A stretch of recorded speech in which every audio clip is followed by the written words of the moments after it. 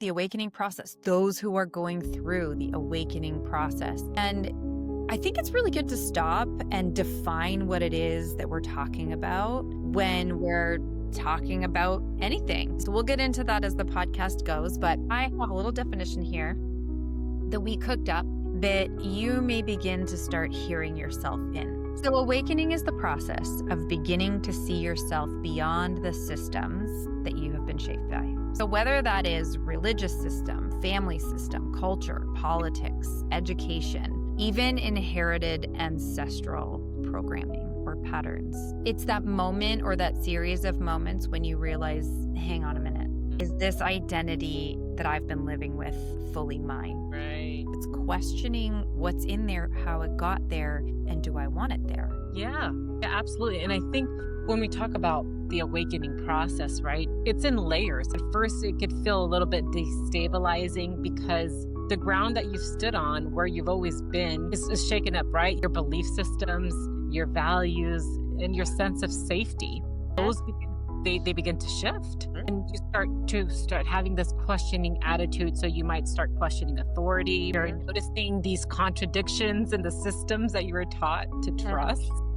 Or you feel that the stories that you've carried and the weight of those stories, they're like, I don't resonate with this anymore. Right. Because it's not comfortable. And it's not a one-time event either, this whole awakening thing. I think it's really important to realize that awakening is a lifelong journey of peeling back the layers. So, awakening can be very disorienting and it can be very liberating. The first point is the moment that the cracks start appearing.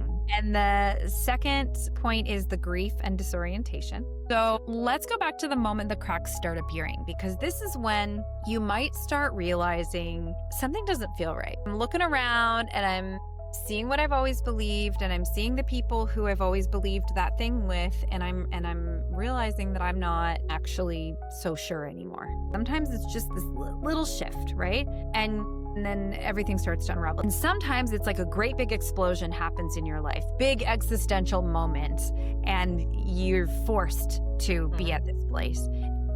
So think it's important that everybody finds themselves in this story, right? So like I have clients who have lived 40 years of their life absolutely fine with exactly how things were and exactly how, who they are. And then all of a sudden they find themselves asking a question and they're like, whoa, what the heck? And so for me, it was always a little bit like, what's wrong with me? What is wrong with me that I can't wear those shoes?